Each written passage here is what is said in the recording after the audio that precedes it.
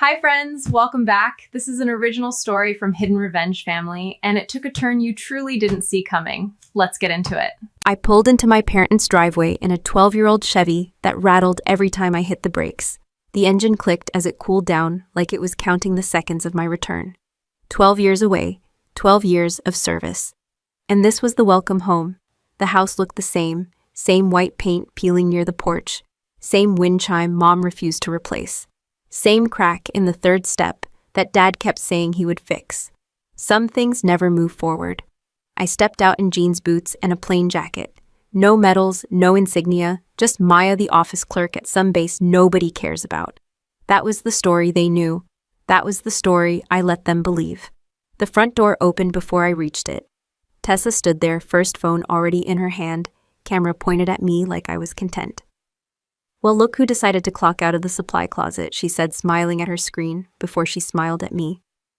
"Guys, this is my sister. She's been doing paperwork in the military for what, a decade? 12 years, I said. She tilted her head. 12 years and still no house, no ring, no portfolio. That's commitment to mediocrity. I let that one pass. I've been yelled at by men with rifles. I can handle a PR executive with lip filler." She looked me up and down. "Are those the same boots from high school vintage? Very thrift store chic. Good to see you too, Tess." She stepped aside, still filming. "Come in, try not to scratch the floors. They're new." Inside, the house smelled like expensive candles and something fried. Mom came out of the kitchen, wiping her hands on a towel. "Maya," she said, giving me a quick hug. Light, careful, like I might stain her sweater. "Long drive." "About 12 hours, I said. Dad appeared behind her. "Gas isn't cheap. You should have flown." "I'm good," I said. Tessa laughed. With what money? There it was, the theme of the night. We sat at the dining table. Tessa kept talking about her penthouse apartment downtown. Floor-to-ceiling windows, Italian marble, a view of the river. She said it like she built the city herself. "I just closed a deal with a major defense contractor," she said proudly. "They love my strategy. I basically handle image for people who actually matter in the military." She looked at me when she said that. I took a sip of water. "Slow, steady. You should really think about transitioning out," she added. 12 years pushing paper, that's not a career. That's hiding." Dad nodded. "Tessa's doing well. She understands leverage." Mom smiled at her like she hung the moon. Then Dad cleared his throat. "About your room. Here we go." "Tessa needs more space," Mom said quickly. "She's expanding her live stream presence. Sponsors, partnerships. It's serious." "So?" I asked. "So we converted your old room into her studio," Dad said. "Lighting rig, acoustic panels. It's impressive." Tessa leaned back, pleased. "Brand growth requires sacrifice." "And me?" I asked. Mom gave me a look like she was asking me to be reasonable. "The basement is empty. We cleaned it. It's cozy. The basement. Concrete floor, one small window near the ceiling. 12 steps down from the kitchen. I used to count them as a kid when I got sent there for attitude." I nodded once. "Fine." Tessa smirked. "See, military discipline. Love that." Right then something settled in me. Not anger, not shame, just clarity. Have you ever walked into a room where everyone already decided who you are and nothing you say can change it? Have you ever been the only one who knows your own value while the people who raised you reduce you to a punchline? If that's happened to you, tell me in the comments. I want to know how you handled it. Dinner ended with Tessa showing off her latest analytics report. Dad helped her move a new ring light into what used to be my bedroom. Mom asked if I could carry some boxes down to the basement since I was used to physical work. I carried them without complaint. The basement smelled like dust and old paint. A single bulb hung from the ceiling. The mattress on the floor looked thinner than I remembered. I set my duffel down. Then I brought in the one thing I didn't let anyone touch. A small armored suitcase. Matte black, reinforced corners, no brand name. Tessa followed me halfway down the stairs. "What's in that?" she asked. "Work stuff." She laughed. "What staplers?" I didn't answer. She shrugged. "Just don't bring any depressing office energy into my house. Your house." I waited until her heels clicked back up the stairs. Then I locked the basement door from the inside. 12 years teaches you habits.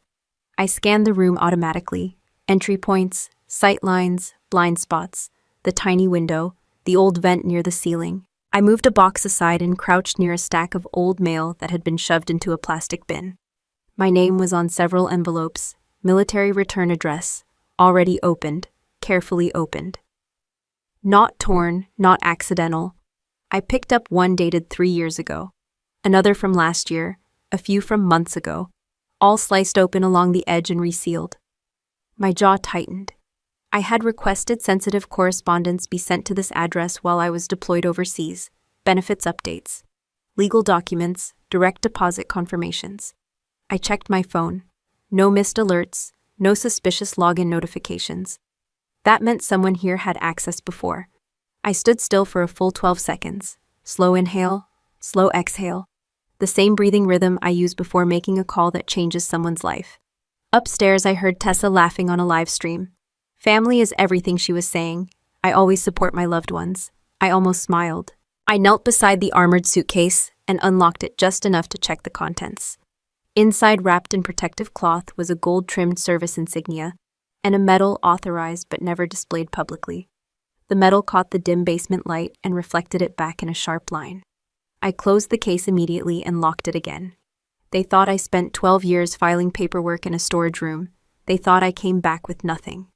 Upstairs, Tessa's voice echoed through the floorboards, selling a version of strength she had never earned. Down in the basement, I sat on the edge of the mattress and looked at the opened envelopes in my hand. Someone had crossed a line, and I don't ignore lines.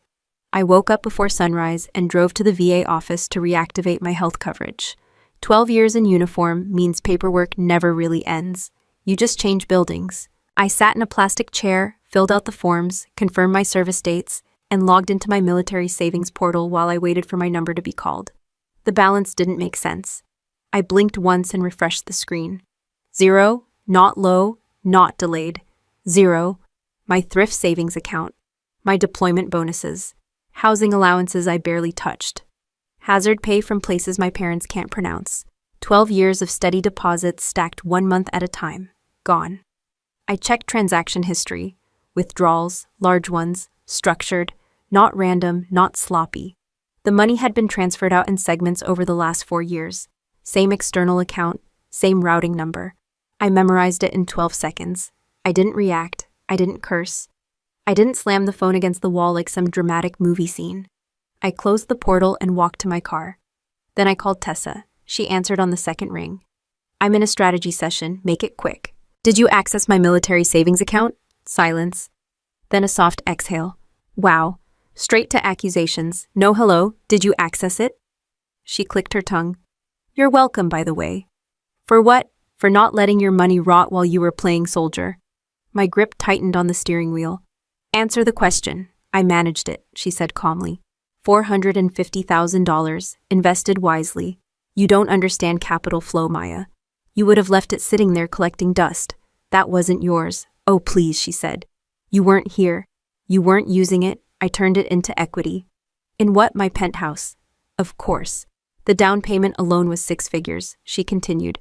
The rest covered renovations, branding shoots, strategic networking events. It's called positioning. You drained my entire account. I borrowed it. You never asked. You would have said no. Yes, she laughed. Exactly. I started the engine but didn't drive. Return it. It's tied up in property value, she said smoothly. Relax. The market's strong. You'll thank me in 10 years. It was my income, and I'm your sister. That line again. Family as a permission slip. You call that management, I asked. Moving money without consent, I call it a management fee, she said. $450,000 for 12 years of underperformance, honestly. I saved you from yourself. I ended the call. I drove home in silence, counting the traffic lights. 12 red lights before I turned into the driveway. Inside, Tessa was on the couch scrolling through her phone like she hadn't just admitted to financial theft. Mom was arranging flowers. Dad was reading the business section. We need to talk, I said. Tessa didn't look up. We already did. You transferred $450,000 out of my account. Dad lowered his newspaper. Is this about money again? Yes, I said. Mom sighed. Maya, your sister, has been helping this family grow. By emptying my savings. Tessa finally looked at me. Why are you acting like I robbed you at gunpoint? Because you did it without permission. She rolled her eyes. You were deployed half the time. You barely logged in. Someone had to make executive decisions. Executive decisions don't include identity fraud. Her smile faded for a second. Dad stood up. Watch your tone. My tone, I asked. She took 12 years of income. Tessa stood too. I turned it into an asset. The penthouse has already appreciated. You're thinking small. It's in your name. Well, obviously, return it. She crossed her arms. No. The room went quiet. Mom stepped between us. Tessa is successful. She's building something real. We're proud of her. And me, I asked. Dad answered without hesitation. You chose a path that doesn't create wealth. I let that sit in the air. Tessa understands value, Mom added. You've always been simple. 12 years operating in classified environments. 12 years making decisions that affect lives. And in this house, I'm simple. She invested in her future, Dad said. You should be grateful she included you. Included me, I asked. She could have left you with nothing, Tessa said lightly. Instead, you technically own a fraction of premium real estate. You're welcome. My heartbeat slowed instead of sped up. That's what happens when a situation becomes clear. Say it again, I said. Tessa smirked. You don't know how to use money. There it was, Mom nodded. She's always been the practical one. I looked at all three of them, not as family, as a situation. $450,000. Structured withdrawals, years of planning, no guilt, no attempt to hide once confronted. They didn't think they did anything wrong. That told me everything. I didn't yell. I didn't threaten. I didn't announce consequences. I just said, okay, Tessa blinked. Okay. She looked almost disappointed. I turned and walked down the 12 steps to the basement. Once the door was locked, I opened my duffel bag. Inside were tools I'm very familiar with. Compact surveillance cameras, audio transmitters no bigger than a coin, backup storage encrypted to military standards. Equipment I've used in places far less comfortable than my parents' house. You learn habits and intelligence work.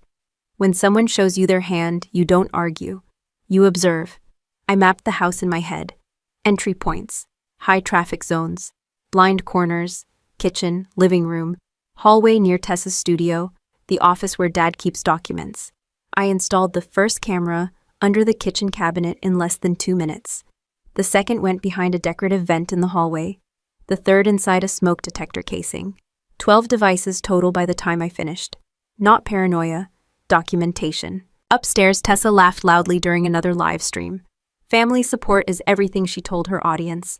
I adjusted the angle of the camera in the living room. $450,000. They thought this was about money. It wasn't. It was about consent, about respect, about lines. And they had crossed all 12 of mine. I waited until the house went quiet before I made my next move. Tessa always plugged her phone in on the kitchen counter before bed. Not because she trusted us, because she trusted her own sense of control.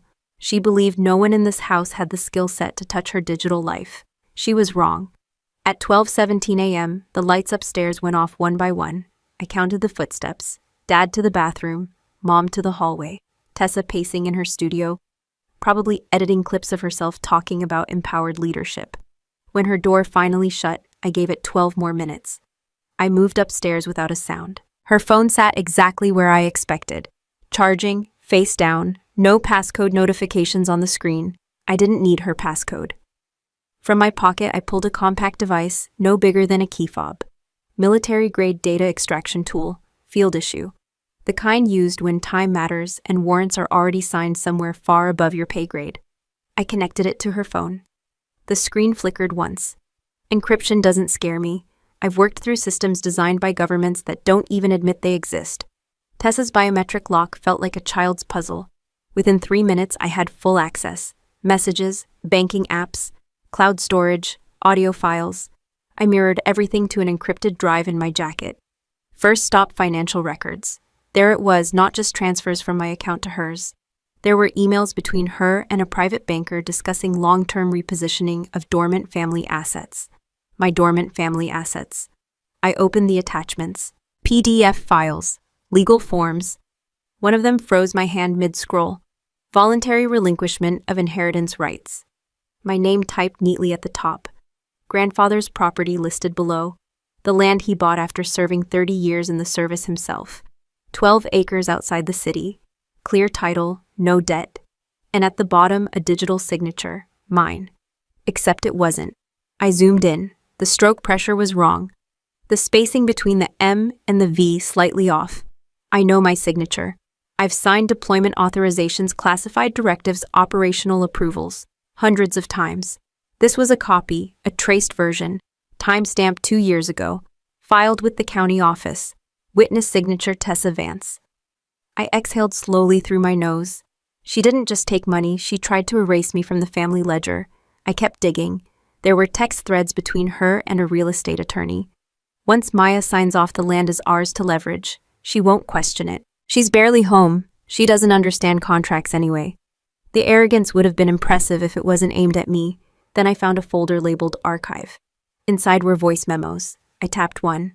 Background noise, glasses clinking, music, laughter. Tessa's voice cut through clearly. I'm telling you, she's basically a mouse in a supply closet, she said, laughing. 12 years, and all she can do is file inventory forms. Nobody important even knows her name. More laughter.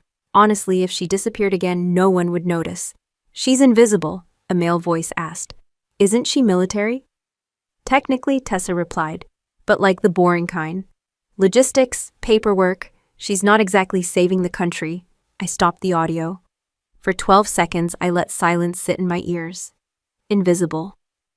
I've coordinated counter-cyber operations that shut down trafficking networks across borders. I've supervised teams tracking financial pipelines that funded hostile operations. I've briefed commanders who answer directly to the Secretary of Defense. Invisible. The truth is simple. I'm not an office clerk. I'm a lieutenant colonel in a joint special operations unit tasked with national cyber defense. I oversee missions most people will never read about. My name doesn't trend. My face isn't on posters. That's by design. 12 years ago, I signed a contract that required silence, so I stayed silent. I let them believe I pushed paper. I let them mock my lack of ambition. I let Tessa build a brand off borrowed shine. But silence isn't weakness, it's discipline. I continued scanning her phone. There were photos of the penthouse under renovation, caption drafts bragging about self-made success, direct messages to investors claiming she had exclusive defense partnerships. She used my deployments as talking points. She dropped hints about insider knowledge to elevate her credibility. That crossed into federal territory. I copied every file, every message, every memo. Before disconnecting, I opened her notes app. A checklist. Finalize inheritance transfer. Refinance property using land equity. Launch veteran family campaign for brand expansion. I almost admired the strategy. She built her empire on assets she didn't earn and authority she didn't possess. I wiped any trace of my device from her system and placed the phone exactly where it had been. Back in the basement, I reviewed the files on my encrypted laptop. $450,000. Forged inheritance documents. Public misrepresentation tied to military affiliations. That's not sibling rivalry. That's fraud layered over identity theft. Upstairs, the house was quiet. I sat on the edge of the mattress and looked at the 12 envelopes still stacked beside me. They thought I was small. They thought I lacked leverage. What they don't understand is this: my entire career has been about building cases quietly, observing, documenting, waiting until the timing is right. I don't confront targets emotionally, I isolate them. And right now, Tessa was isolating herself with every file she stored. She said no one would notice if I disappeared again. That's the thing about working in national security. When we disappear, it's intentional. And when we step into the light, it's because the operation is complete. I pressed send on the encrypted packet and watched the upload bar move before heading upstairs. Tessa's young entrepreneur gala started at 6 sharp. By noon, the house looked like a showroom. Caterers moved through the kitchen. A rented bar stood where our old dining table used to be. Floral arrangements replaced family photos. Even the crack on the third step had been covered with temporary paneling. Brand over history. Always. Tessa stood in the living room giving instructions like a general who had never seen combat. Lighting needs to be warmer. It flatters investors, she said. And someone hide that outdated bookshelf. It screams middle class. She noticed me halfway through her sentence. Oh good, she said. You're up. I live here, I replied. For now, she corrected. Mom walked over holding a folded black apron. Maya, we need a small favor. Of course. The catering staff is short one server, Tessa said smoothly. You can help. It'll be good for you. Good for me, how? To understand the value of real work, she said. You've been in a government bubble for 12 years, Time to reconnect with the real world. Dad nodded from the hallway. It builds character. I looked at the apron in Mom's hands. I didn't come home to wait tables at your networking party, I said. Tessa stepped closer. Don't be dramatic, it's just carrying trays. Smile, nod, don't talk too much. Think of it as field training. Field training, I almost laughed. Mom lowered her voice. Please don't embarrass us tonight, embarrass them. I took the apron, not because I agreed, because observation works best from inside the perimeter. By 5:30, guests started arriving. Luxury cars lined the street. Men in tailored suits, women in designer dresses. Everyone smelled expensive. Tessa moved through the crowd like she owned the air. I built everything from scratch, she told a group near the bar. No shortcuts, just strategy. I carried a tray of champagne flutes past her and kept my expression neutral. 12 years of discipline teaches you how to disappear in plain sight. I listened. Names of investors, mentions of defense contracts, casual references to classified insight. She used military language like seasoning, just enough to sound powerful, never enough to be specific. Dad hovered nearby, smiling too hard. Mom adjusted napkins like they were part of the performance. Around 7:15, Tessa tapped a spoon against her glass. Attention everyone, the room quieted. She stepped onto the small stage area she'd set up where our piano used to be. I just want to thank you all for supporting young leadership and innovation, she began. Success isn't luck, it's clarity and courage. Applause. And speaking of courage, she continued, her eyes scanning until they landed on me. I want to introduce someone very special, my sister Maya. I froze for half a second, then kept walking with the tray. She just returned from the military. Tessa said, smiling like this was a heartwarming moment. 12 long years, polite clapping. But let's be honest, she added, her tone shifting slightly. Not everyone is built for excellence. A few nervous laughs. She tried to make a career out of it. Tessa went on, but some people aren't leadership material. Eventually, the system pushes them out. That was new. I stopped near the back wall. Yes, she said lightly. She was basically, let's say, reassigned. Not everyone can keep up. More laughter. Dad chuckled. Mom gave a tight smile. Tessa gestured toward me. So tonight she's helping us in a role that fits her strengths. Service. The word landed heavy. I felt every eye in the room shift toward me. See, Tessa said. We all have our place. The room laughed again, louder this time. For 12 seconds, I let the noise wash over me. I've been in briefing rooms where lives depended on my next sentence. I've stood behind one-way glass listening to targets underestimate me. This felt smaller. I adjusted the tray in my hands. Upstairs, my devices were recording everything. Down in the basement, my laptop was running a silent transmission. While Tessa soaked in applause encrypted, IP logs from her devices were being routed through secure channels to the appropriate military investigative office. Metadata attached. Financial transfers highlighted. Fraud indicators flagged. I didn't need to defend myself in this room. Evidence travels faster than arguments. Tessa raised her glass. To ambition and to knowing your worth. The irony almost impressed me. I moved through the crowd again, refilling drinks. One investor stopped me. So you were in logistics? Yes, I said. He nodded politely. Important work. It is, I replied. Across the room, Tessa was posing for photos under a banner that read, Self-made visionary. Self-made. With my money, with my identity, with my silence. Mom brushed past me and whispered, try to smile. People are watching, I know, I said. That's the point.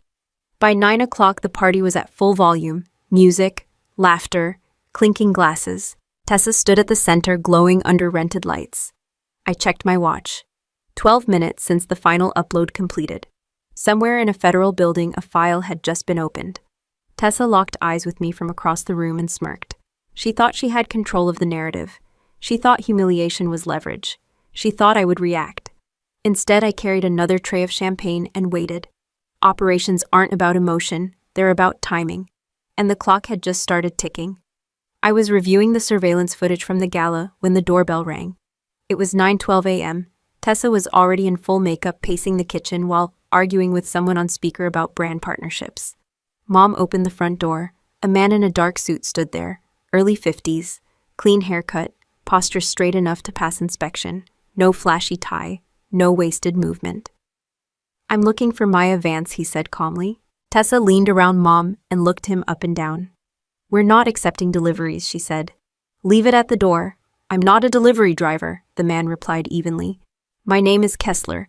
The name registered immediately. Colonel Arthur Kessler, Military Legal Division, not someone who knocks casually. Mom frowned. Is this about unpaid bills?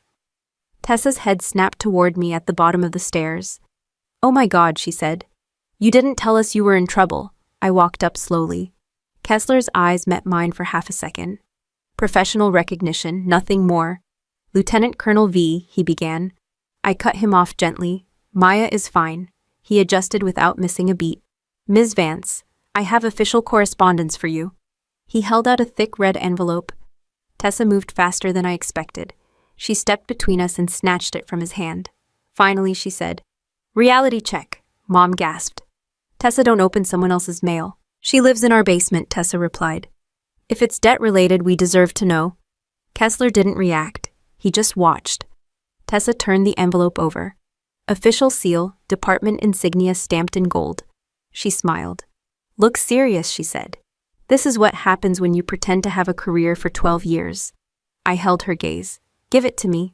Oh no, she said. We're all invested now. She tore it open, clean ripped down the middle. Paper slid out. She unfolded it dramatically. Her smile faded slightly as she scanned the first lines. Then she scoffed. What is this? Dad stepped closer. Let me see. She didn't hand it over. Instead, she laughed. Loud, sharp. Oh, this is rich, she said. Special recognition ceremony, national commendation, Maya. You really went all in on the fantasy. Mom looked confused. Commendation for what? Tessa waved the paper in the air. Apparently, she's being honored for distinguished leadership and operational excellence. She burst out laughing again. Did you print this yourself? Dad looked at me. Is this some kind of scam? Kessler finally spoke.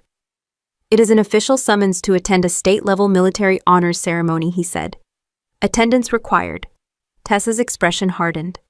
Attendance required, she repeated. Like she's important, she turned to me. You really expect us to believe this?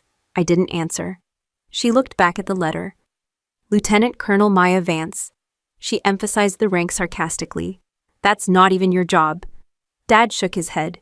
You said you worked in an office. I do, I said calmly. Tessa stepped closer to me, holding the paper between us. You lied to us, no?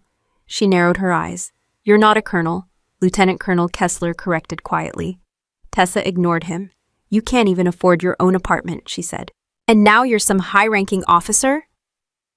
I stayed silent. That silence irritated her more than any denial would have. She looked at the gold seal again, then back at me. You know what I think, she said. I think this is a setup. I think you're about to get exposed for something.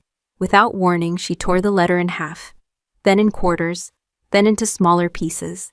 Paper fell to the kitchen floor like confetti. Mom gasped. Tessa. Dad stared at the pieces. What did you just do? Tessa smiled at me, satisfied. If this was real, they'll send another one, she said. And if it's fake, then you just got saved from embarrassing yourself. The kitchen went quiet. Kessler looked at the torn paper, then at me. His face didn't change, but I saw the calculation. I can have a duplicate delivered, he said evenly. No need, I replied. Tessa crossed her arms. See, she knows it's fake. Kessler gave a small nod in my direction. We'll proceed as scheduled. He turned and walked out without another word. Mom looked at me. Maya, what is going on? I bent down and started picking up the pieces, one by one. There were 12 larger fragments. The gold seal had been split straight through the middle. Tessa watched me with a smug expression. Guess your big moment just got shredded, she said. I held one torn piece between my fingers and looked up at her. You just destroyed your last chance to apologize, I said quietly. She laughed. For what? Managing your life better than you ever could. I stood up slowly. You had options, I continued. You chose arrogance. Dad ran a hand through his hair. Can someone explain what's real here? It's simple, Tessa said. She's exaggerating her role, and now the truth is catching up. I slipped the torn pieces into my pocket. The ceremony would go on. Recognition doesn't disappear because someone rips paper. But symbolism matters. Tessa didn't just tear a letter. She publicly rejected the truth. And witnesses were present. I looked at the clock on the microwave. 9:24 a.m., 12 days until the ceremony. Upstairs, one of my cameras captured the entire exchange from the hallway angle. Audio clear, faces visible, intent documented. Tessa turned back to her phone as if nothing significant had happened. Crisis averted, she muttered, already texting someone.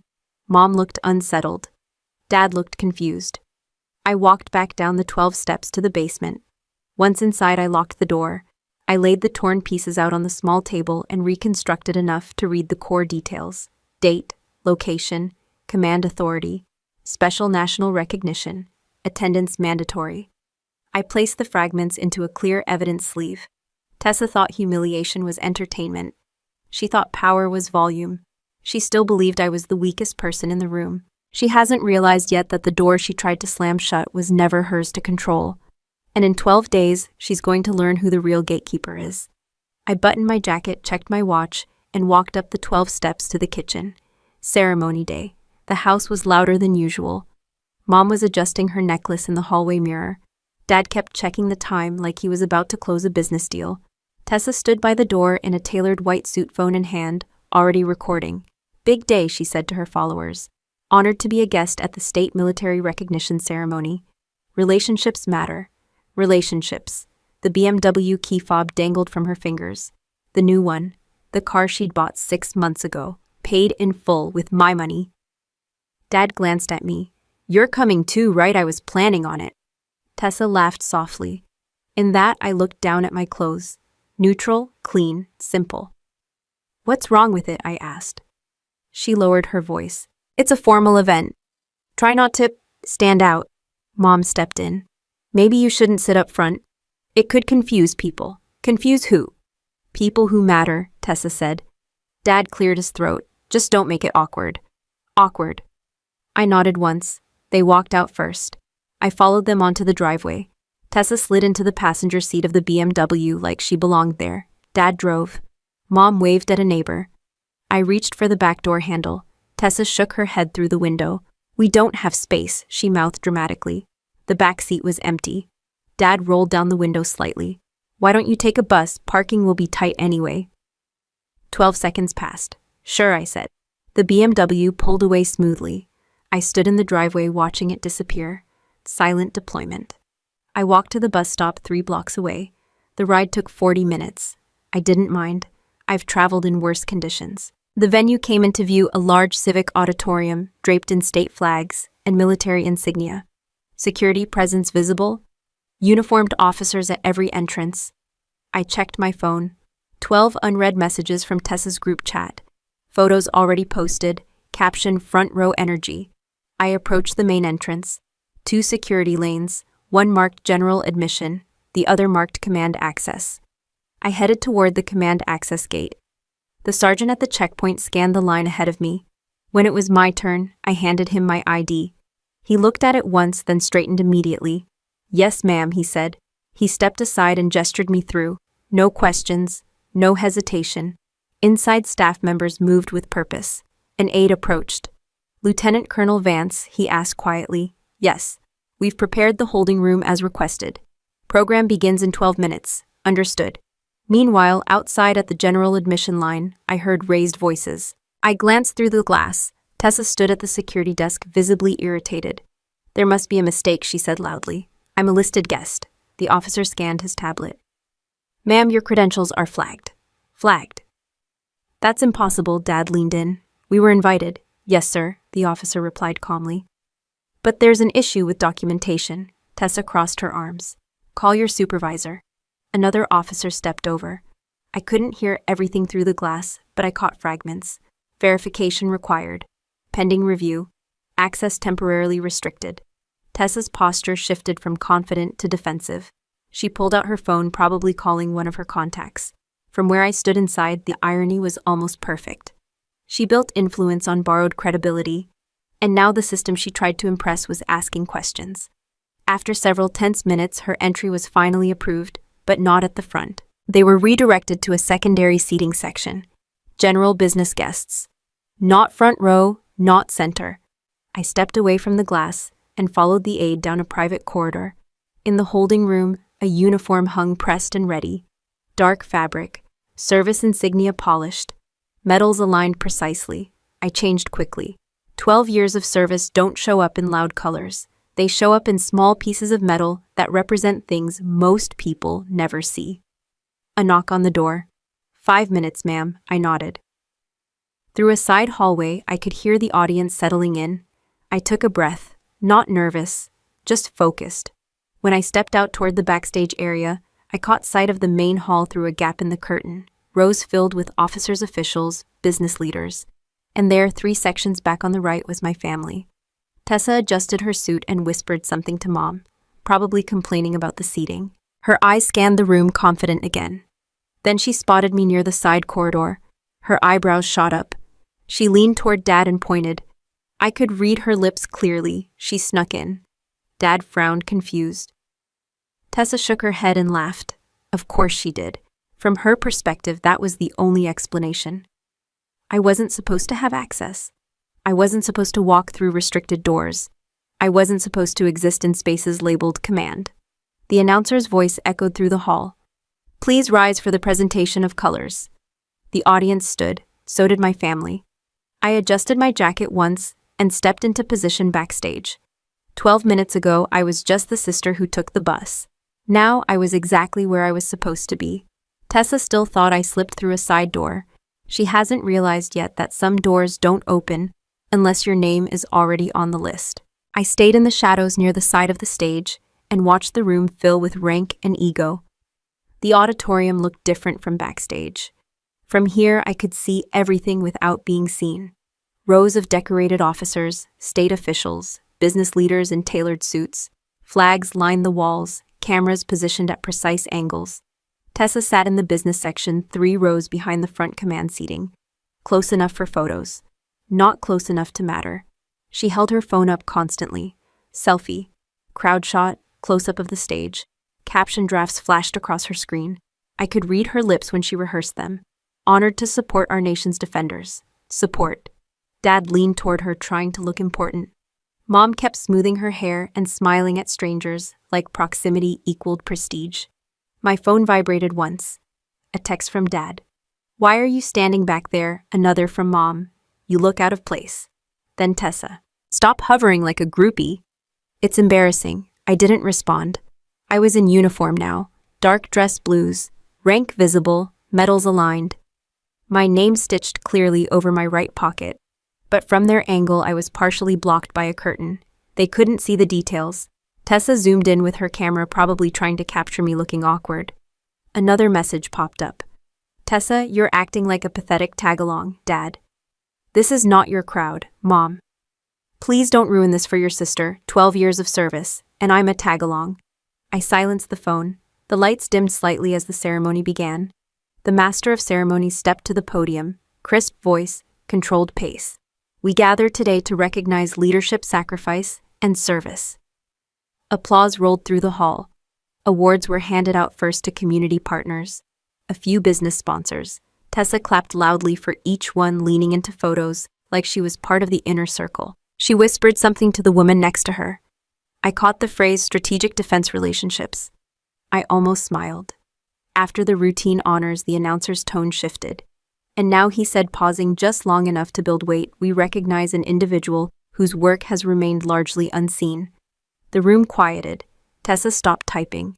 This officer led a multi-agency cyber operation that dismantled a cross-border corruption network and shut down financial channels supporting organized crime. Murmurs spread across the audience. My pulse stayed steady. For 12 years, this individual operated without public credit, without press coverage, without personal branding. A few officers in the front row exchanged looks of recognition. Tessa leaned toward Dad.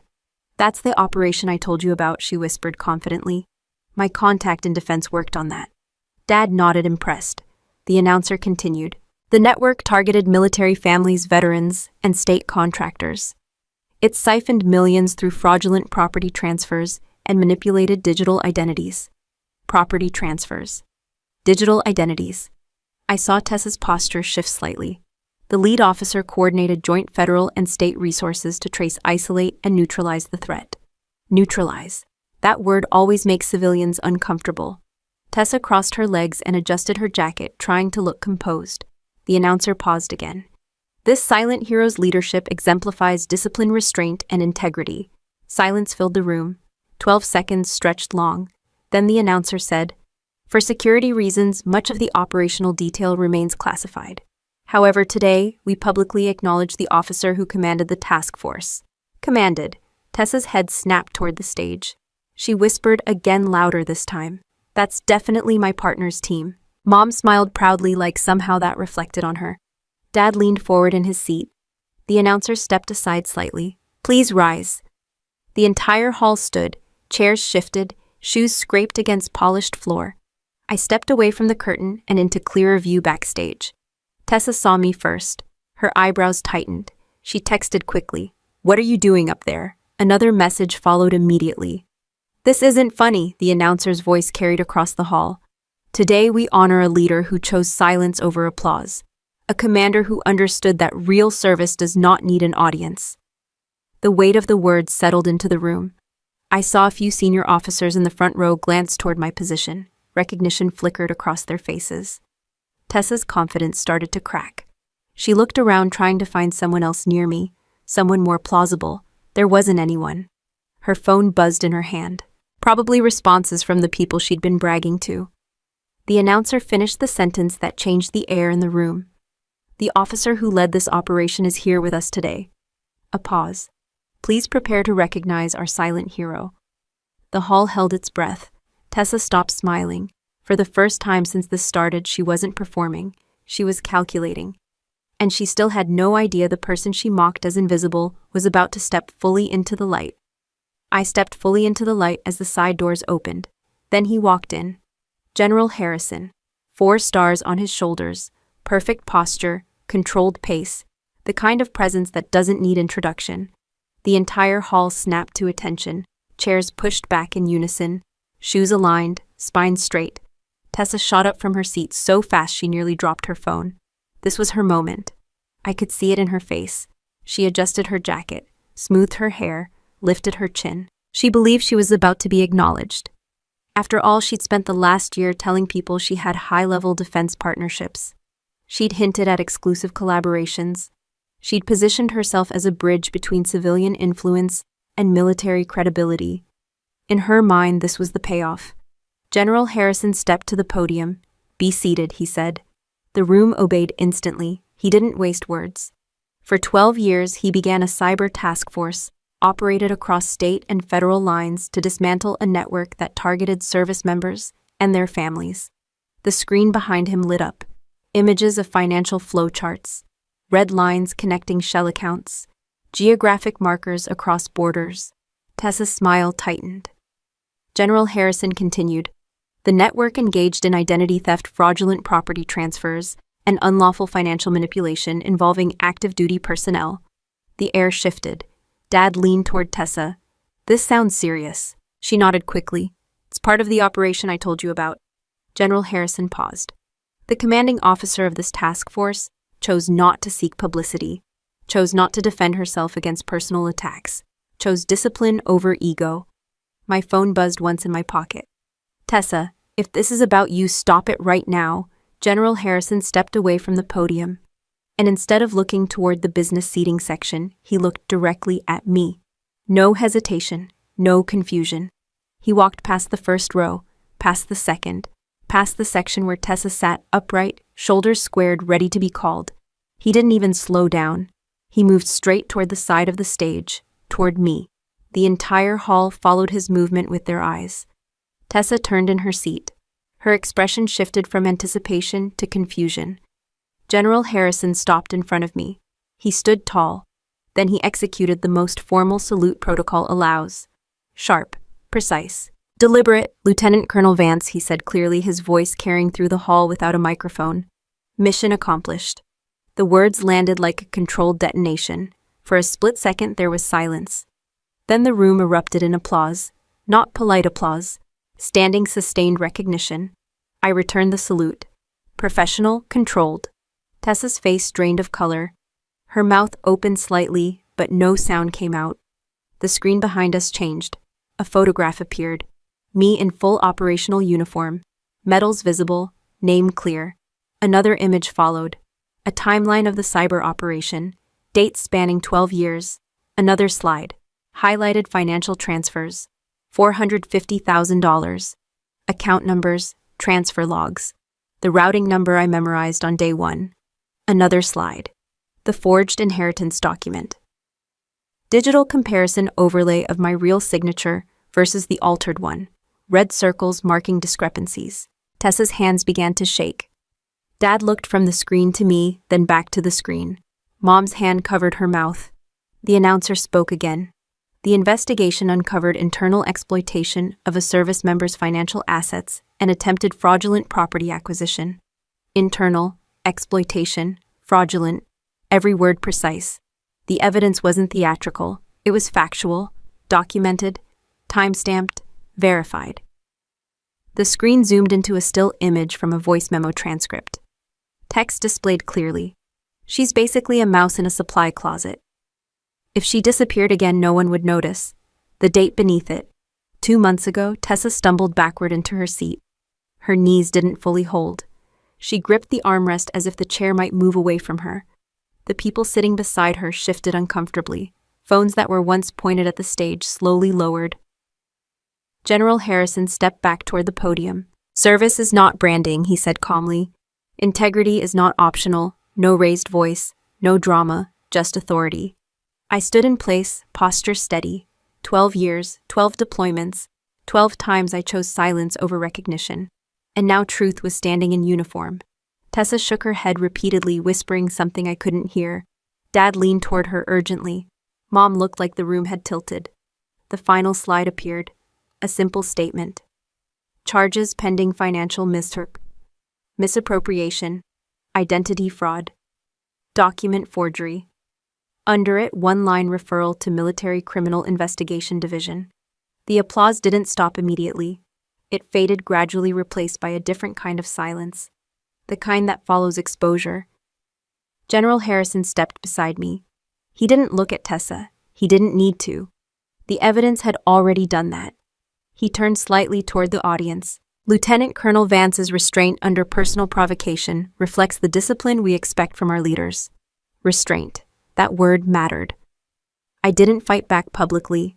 I documented. I didn't scream. I built a case. Tessa tried to stand again. Her legs gave slightly. Her phone slipped from her hand and hit the floor. The screen cracked on impact. For someone who lived through a lens that felt symbolic, I kept my eyes forward. Professional, controlled, unmoved, because this wasn't revenge. It was correction. And correction doesn't require anger. It requires evidence. Tessa looked up at me from across the hall. For the first time in 12 years, she saw me. I walked off the stage as the applause faded and the side doors opened again. 2 Military Criminal Investigation Division agents were already waiting near the aisle where Tessa sat. Professional, calm, no drama. One of them leaned down and spoke quietly to her. She shook her head immediately. "No, this is a misunderstanding," she said loudly enough for 3 rows to hear. The agent showed her credentials. "We have a warrant," he said. Dad stood up so fast his chair tipped backward. "Wait a second," he snapped. "There has to be a mistake." Mom grabbed Tessa's arm. "You can't take her," she said. "She didn't hurt anyone." The second agent spoke evenly. "Ma'am, she is being detained for investigation into financial misappropriation and document fraud involving an active duty officer." Active duty officer. That phrase landed differently now. Tessa's eyes locked on me across the hall. "You did this?" she said, voice breaking. I didn't answer. She tried to pull away. "I invested it," she argued. "It wasn't theft." One of the agents secured her wrists with cuffs. Clean motion, no force beyond what was necessary. The sound of metal clicking into place echoed louder than any speech that night. 12 years of silence. Now 12 seconds of reality. Mom started crying. Dad looked at me like I had personally designed the justice system. "How could you let this happen?" he demanded. "Let." That word again. I stepped down from the side platform and approached them slowly. "I didn't let anything happen," I said. "She made choices." Mom wiped her face with shaking hands. "She's your sister," she pleaded. "Family forgives." "Family doesn't forge signatures," I replied. Dad lowered his voice. You have influence, he said. Use it. Call someone. Fix this. This isn't a parking ticket, I said. It's a federal case. Tessa's composure cracked completely. I was building something, she shouted. You were wasting your life hiding. I repeated. You could have told us who you really were. You never asked, I said. The agents began escorting her toward the exit. Mom followed crying. Dad turned back to me one more time. You're really going to let your own sister face prison? I looked him directly in the eye. She didn't hesitate when she emptied my account, I said. She didn't hesitate when she forged my name. She didn't hesitate when she tried to erase me from Grandpa's land. His expression faltered. I reached into my pocket and pulled out a small smart key. Dad frowned. What is that, the house, I said. Mom stopped crying long enough to look confused. What about it, she asked. It's not yours. Silence. Dad laughed nervously. Of course it's ours. We've lived there for decades. Grandpa updated his will 12 years ago, I said. He transferred the deed to me before his final deployment review. Dad's face went pale. That's not possible, he said. It is, I replied. The document Tessa forged was meant to override the real transfer. Mom shook her head slowly. No, she whispered. He would have told us. He told me, I said. 12 years ago. The same year I signed my commission papers. Grandpa believed in preparation, in quiet strength, in documentation. I pressed the reset button on the key. A confirmation alert flashed on my phone. Property access revoked. Security lock engaged. Utility accounts reassigned. The house, every lock, every system shifted ownership status. Dad's phone buzzed at the same time. He pulled it out and stared at the notification. Access denied. Mom's phone chimed too. Tessa froze mid-step between the agents. What did you just do, she asked. I enforced boundaries, I said. Dad looked furious. You're locking us out. I'm protecting what's legally mine. Mom stepped toward me. We are your parents, she said through tears. You can't do this. Family is built on respect, I said evenly, not exploitation. The agents continued guiding Tessa toward the exit doors. The night air outside felt colder than it had earlier. An armored unit SUV waited near the curb, engine running, driver in uniform. 12 years of service doesn't end with applause. It continues. Tessa turned one last time. You think this makes you powerful, she said. No, I replied. It makes me finished. She was placed in the vehicle, the door shut firmly. Dad stood on the sidewalk staring at me like I'd become a stranger. Mom clutched her purse with both hands. You're really walking away, she asked. I'm walking forward, I said. I walked to the SUV. The driver opened the rear door for me. Before getting in, I paused and looked at them one final time. 12 years ago, I left this house to serve something bigger than myself. They laughed at that choice. They mocked the discipline, the sacrifice, the silence. Now the consequences were visible.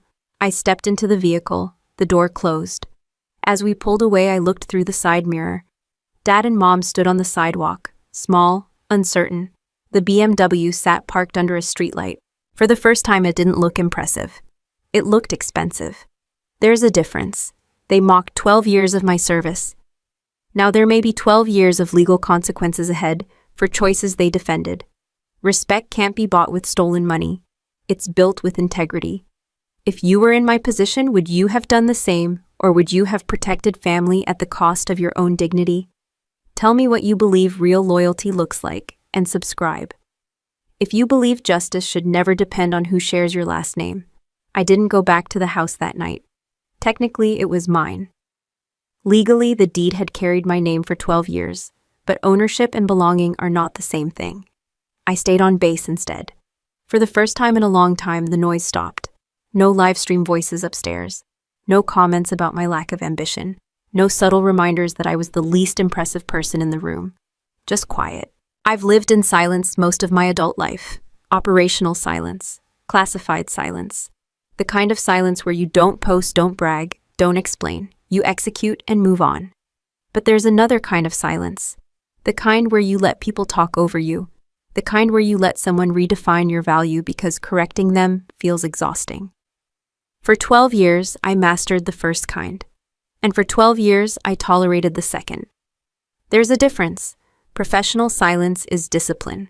Personal silence can become permission. I told myself I didn't need validation, that my record spoke for itself. that one day the truth would surface. And it did. But here's what I've learned: you don't get extra credit for letting people disrespect you quietly. Silence is powerful when it's strategic. It's dangerous when it's avoidant. Tessa didn't steal $450,000 overnight. She didn't forge my inheritance documents in one bold move. She tested boundaries first. Small jokes about my job, comments about my income, little decisions made on my behalf.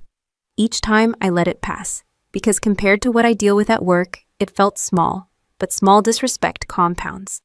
Just like money, just like interest, 12 years of deposits into the wrong account. If you're watching this and thinking, I don't want conflict, I understand. I don't like drama. I don't raise my voice. I don't fight for attention, but avoiding conflict doesn't eliminate it. It delays it. And delayed conflict grows teeth. One of the hardest lessons I learned isn't about money, it's about narrative. If you don't define your own role, someone else will. Tessa called me a supply clerk long enough that even my parents believed it. Why? Because I never corrected it.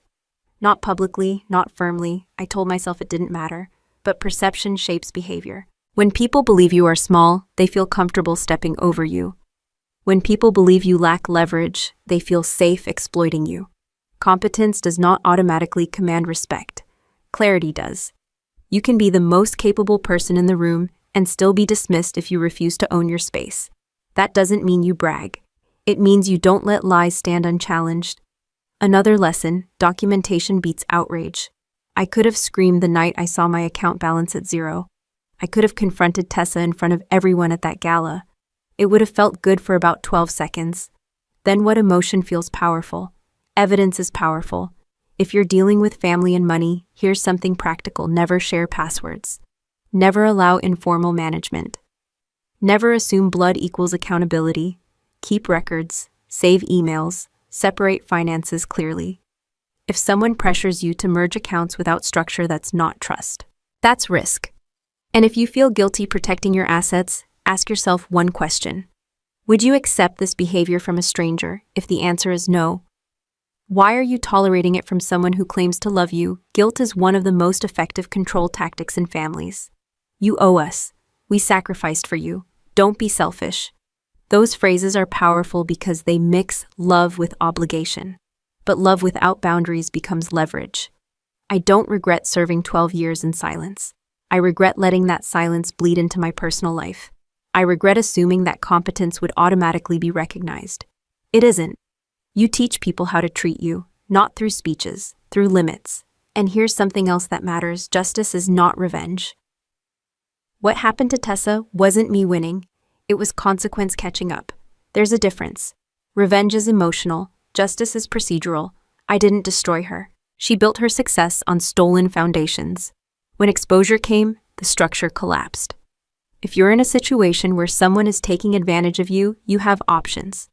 You can confront recklessly, you can withdraw quietly, or you can prepare strategically. Preparation requires patience. Patience requires discipline. Discipline requires self-respect. And self-respect starts with this: you are allowed to say no. You are allowed to demand transparency. You are allowed to enforce consequences. Even with family, especially with family. 12 years ago, I chose service over attention. 12 days ago, I chose documentation over argument. 12 minutes before that salute, I chose restraint over reaction. Those choices built leverage, not noise. If there's one thing I want you to take from my story, it's this: don't confuse being calm with being powerless. Don't confuse being quiet with being weak. And don't let anyone convince you that protecting yourself makes you disloyal. Silence has a cost. Make sure you're paying it for a mission, not for someone else's comfort. The hardest part wasn't watching Tessa get arrested. It was watching my parents look at me like I had betrayed them. That look stays with you, not anger, not even hatred, disappointment. Like I failed some invisible family loyalty test. My mother's words replayed in my head for days. Family forgives. It sounds noble. It sounds mature. It sounds like something stitched on a pillow in a suburban living room. But here's the question nobody asks. Forgives what a mistake or a pattern? There's a difference. If Tessa had apologized the first time she crossed a line, we'd be having a different conversation. If she had asked before touching my savings, that's a conversation. If she had admitted wrongdoing instead of mocking me publicly, that's repairable. But she didn't slip. She calculated. She transferred money in structured increments. She forged a signature with enough precision to pass basic inspection. She built brand credibility using access she never earned. That isn't a mistake. That's strategy, and loyalty without accountability isn't love. It's corruption. We talk about corruption in governments like it's distant and dramatic. But it starts small. It starts when someone says, it's fine, they're family. When we excuse behavior because of blood, we teach the person that rules don't apply to them. And when rules don't apply, character erodes. My parents weren't evil. They were uncomfortable. It's easier to pressure the disciplined child than confront the reckless one. It's easier to ask the responsible person to absorb the damage than demand growth from the irresponsible one. That's how families create imbalance. One child becomes the shock absorber. The other becomes untouchable. I played shock absorber for 12 years. No more. Another lesson I had to learn the hard way. Guilt is a weapon. Not always loud. Not always obvious. Sometimes it sounds like this. We sacrificed for you. You owe us. Don't tear the family apart. Pay attention to that last one. Don't tear the family apart. Notice how accountability becomes destruction. Notice how enforcement becomes cruelty. Boundaries feel violent to people who benefited from your lack of them. When I locked the house access, my father called it extreme. When Tessa drained my account, he called it initiative. That imbalance isn't accidental, it's conditioning. If someone has been allowed to operate without consequences for years, your first boundary will feel like betrayal to them. But here's the truth. Boundaries don't destroy relationships. They expose which relationships were conditional. If your connection only survives when you tolerate disrespect, it wasn't healthy to begin with. Financial independence played a bigger role in this story than most people realize. $450,000 wasn't just money, it was leverage. When you control your own resources, you control your options. When someone else controls your resources, they control your flexibility. Money doesn't buy happiness, but it absolutely buys autonomy. If you are financially dependent on someone who disrespects you, your voice will always sound softer. That's not weakness, that's structure. So here's practical advice, not motivational fluff. Do not share financial access casually. Do not combine asset sets without documentation. Do not assume shared last names equal shared values. If you lend money, treat it like a contract. If you invest with family, formalize it. If someone resists transparency, that's information. And here's another uncomfortable truth. You cannot rescue someone from consequences they earned. If I had stepped in and fixed the investigation, what would Tessa learn? That she was right. That charm outruns law. That family influence overrides integrity. That would not help her. That would enable her. Sometimes the most loving decision is to let reality teach what you cannot. That doesn't mean you stop caring. It means you stop protecting behavior that harms you. There's a line between compassion and self-abandonment. I crossed that line for years. I believed being strong meant absorbing everything quietly. It doesn't. Being strong means knowing when to absorb and when to enforce. When my parents asked me to save Tessa, I asked myself one question. If she weren't my sister, would I intervene? The answer was immediate. No, that clarity matters. Because principles that only apply to strangers aren't principles. They're preferences. You don't get to preach fairness in public and practice favoritism at home. Consistency is integrity. Integrity is expensive. It costs comfort. It costs approval. Sometimes it costs proximity. But the alternative costs self-respect. And that price is higher. If you're watching this and you feel torn between loyalty and self-protection, I want you to think about this carefully. Loyalty without limits becomes self-betrayal. You can love someone and still refuse to fund their chaos.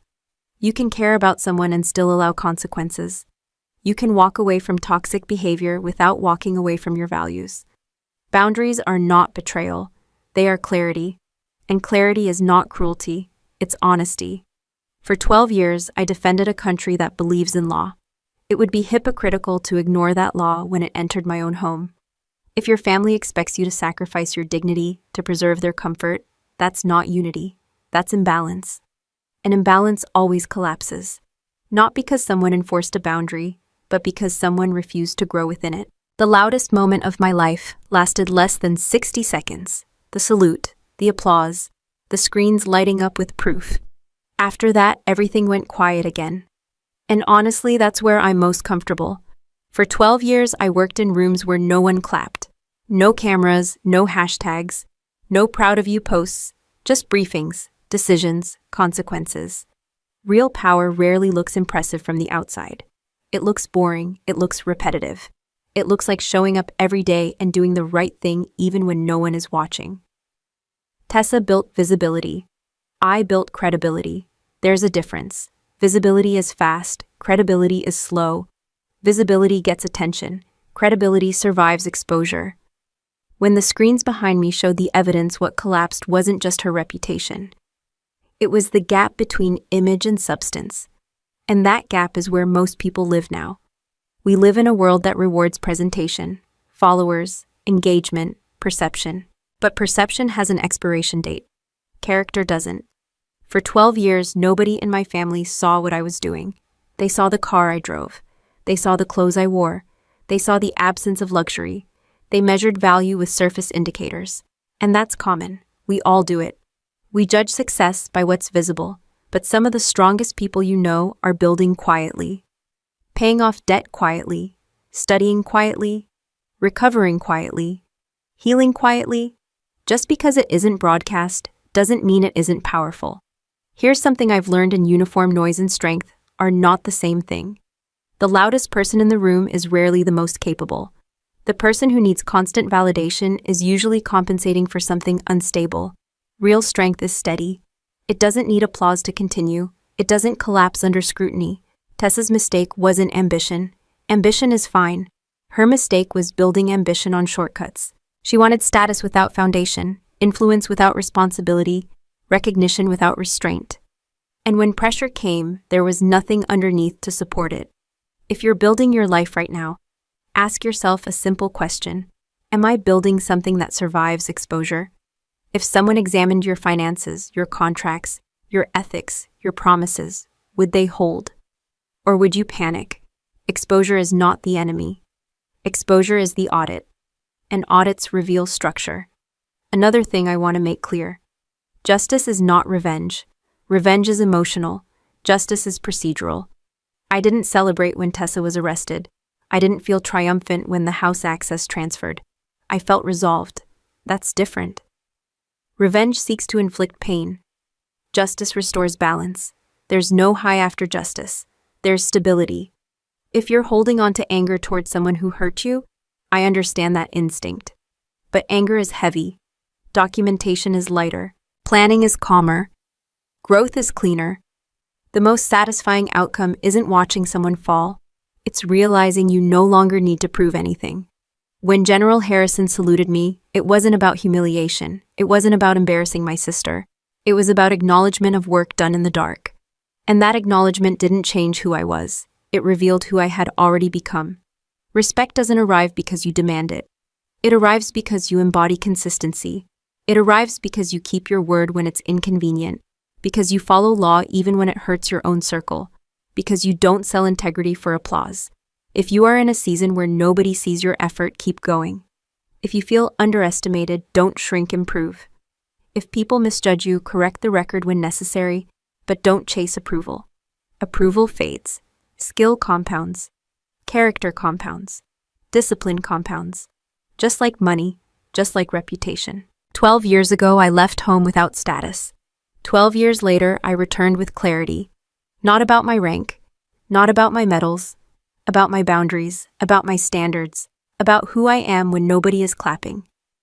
You don't need a 4-star general to validate your worth. You need alignment between your actions and your principles. That alignment is what carries you when rooms turn quiet again. And they always do. If there's one final thing I want you to remember, it's this. Don't measure your progress by who is impressed. Measure it by who you are becoming when no one is watching. They laughed at 12 years of quiet service. Now those same 12 years stand as proof of discipline, restraint, and strength. And strength built in the dark doesn't disappear when the lights turn off. It's still there, solid, unshaken, exactly where it was forged. Final note. This story is a work of fiction, but the valuable lessons we discuss are entirely real and continue to happen to many people every day. If this style isn't for you, that's perfectly okay. Please feel free to look for other content that better suits your needs.